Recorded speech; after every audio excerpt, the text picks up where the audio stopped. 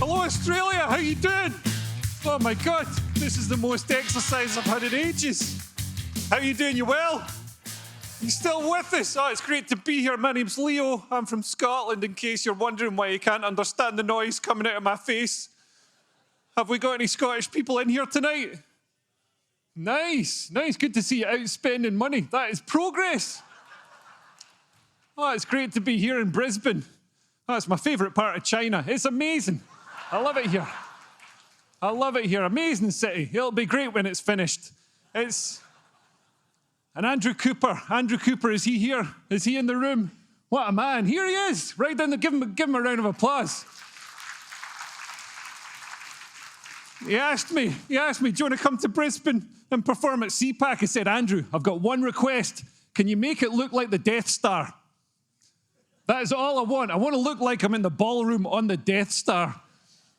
I remember the first time I met Andrew, we were having a few drinks, and I said to him, Andrew, if you could have sex with any celebrity, dead or alive, like which one? And he turned to me and he said, Leo, it would have to be alive. I'm not a sicko. No, it's great to be here in Australia. It's very warm. I'm a Scot. I'm not used to hot weather. I've had to start drinking water again. Honest to God, water. Like nobody in Scotland drinks water. We just absorb moisture from the atmosphere around us. Just settles in our chips and we get enough to get through the day like some sort of desert lizard. Oh my God, in Brisbane I'm chugging water all the time. I'm still only going for a piss once every 5 days. It's coming out like espresso, like a balsamic reduction. Honestly, if anybody's got some salad you want some flavour added to, I'm your man. No, I've had a lot of talk about mass immigration today, and I live in London now, and I've noticed over 20 years the change that mass immigration has had. Like so many Somalians have arrived in London that parts of London just don't feel like Bangladesh anymore.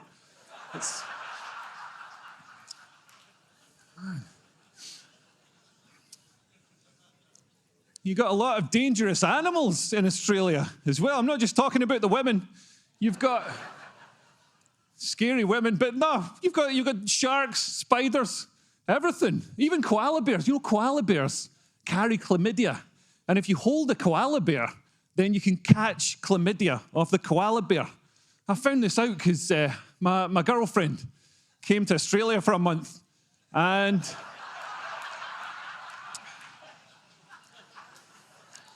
when she came back, she had chlamydia, and she said she got it from holding a koala bear. And she got gonorrhea off a kangaroo. It's another story. No, it's great to be here. Got amazing food in Brisbane, because the food in Scotland is terrible. It's just based around getting a lump of carbohydrate and frying it until it's definitely dead. I don't know, have any of you been to Scotland? Did you have a nice time? Must have taken sandwiches. Man. Scottish food is like a dare. Like some of the stuff we do, like, I'm not talking about the deep fried Mars bar. That is by far the best way to eat a Mars bar. Oh my God, it's delicious. Got to have one.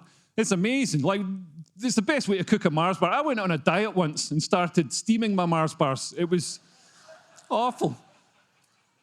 But no, some of the stuff we do this thing called the deep fried pizza. You get this in any chip shop in Scotland. Basically what we do is we get a crappy supermarket pizza. We put cooked chips on top of it. We fold it in half and seal it so you've got a sort of chip calzone going on. Then we batter it and deep fry it. And do you know what it's served with? Chips. There's not even a sprig of parsley on this thing. Like they're going to do a series of Man versus Food in Glasgow, but it was pretty obvious that food would have just killed that guy. That's why we've got to take so much heroin in Scotland, just to keep our BMI at an acceptable level. It's a very slimming drug. Very much the Ozempic of its time. But yeah, no, it's great to be here. Great to hear people talking about free speech because, cancel culture is real. And it's great to see the left getting on the sharp end of cancel culture. You know, left-wing people are losing their jobs, although it's very difficult to target left-wing people so they lose their jobs because it's hard to find one that's got a job. Man, No, but I was the victim of cancel culture in Australia. I was banned from the Perth Fringe a few years back, and man, it was bad. I brought this show. It's called Right Wing Comedian to the Perth Fringe, and I thought comedians would love this because they always talk about diversity and inclusion. It turns out they don't actually mean diversity of opinion or inclusion of somebody with a different opinion. So they tried to get me cancelled, and so they went through my Twitter to do this. Yeah, I hate when they do this. They go through your Twitter like offence archaeologists to find something you said that they can get you cancelled for. So they went all the way back to that afternoon.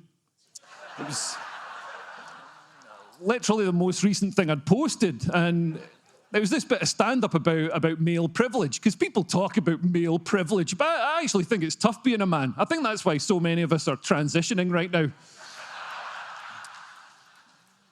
And you've got to remember, it's way harder for somebody like me to transition than it is for a woman. Like, if a woman wants to transition to being a man, a lot of cases, she just stops shaving. She takes hormones, she grows a beard, and then people are going to be like, I think that man's got tits.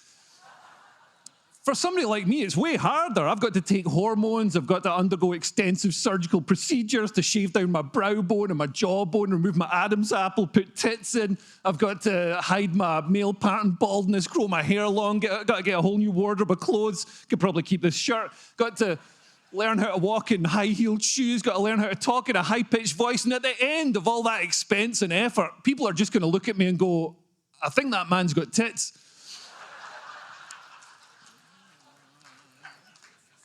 It's a totally different story. And people said that was transphobic and whatever. And it's like, yeah, whatever. I don't care. I think a joke's a joke. I think if, trans people can't take a joke, I've got no problem with trans people as long as they put the effort in. You know what I mean? It's like with some of them, I feel like I'm doing their transition in my head. It's like, why am I having to do the mental arithmetic? It's not my transition. Can you at least, shave? I don't know.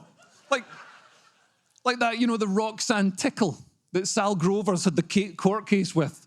Roxanne Tickle. It's just a bloke in a dress. You know what I mean? I just wish that Roxanne Tickle, Mr. Tickle, when he'd chosen his name to be a woman, I wish he'd gone with Tess.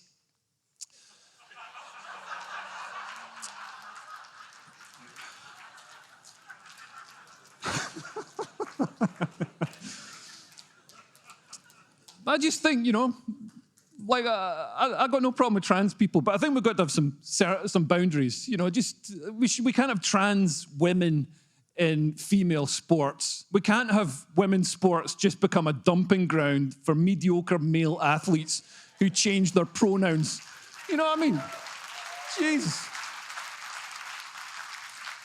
If you're lifting weights and I can see your dick through your lycra, it's not on. Laurel Hubbard, the New Zealand weightlifter.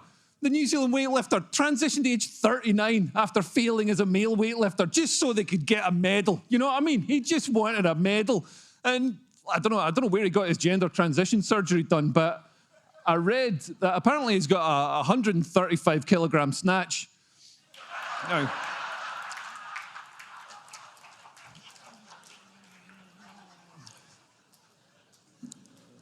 that's got to be one of the bigger ones, That's, but, yeah. I've got in trouble with the environmental people as well. I was talking to this guy at a party. He was Extinction Rebellion guy. Do you get environmental protesters in Brisbane? We don't really get them in Glasgow. We get them in London. I don't think they work in Glasgow. I saw them on TV in London. They were gluing their hands like that to buses in Trafalgar Square so the buses couldn't drive away. If you tried that in Glasgow, within about 30 seconds, somebody would come up behind you, nick your mobile phone, and pump you in the bum. That bus wouldn't move for about 2 weeks. Everybody in Glasgow would have a go on your bum. And when they're finished having a go on it, they use it for parking their bikes and keeping their tea towels tidy, No, but I was talking to this guy at this party. He was a vegan guy, and when he finished telling me about veganism, he still had some energy left over.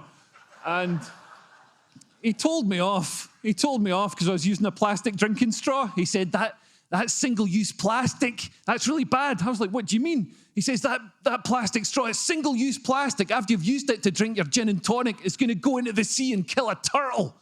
I said, well, then it's not single-use plastic.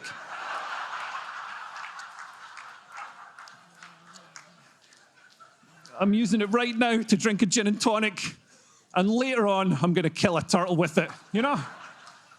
No, he was telling me all this stuff. He was telling me all this stuff about the climate catastrophe that's coming. He said it's going to be devastating for 3 reasons. He says global temperatures are going to rise by 1.2 degrees over the next 100 years. Oh, it's going to be devastating for Scotland.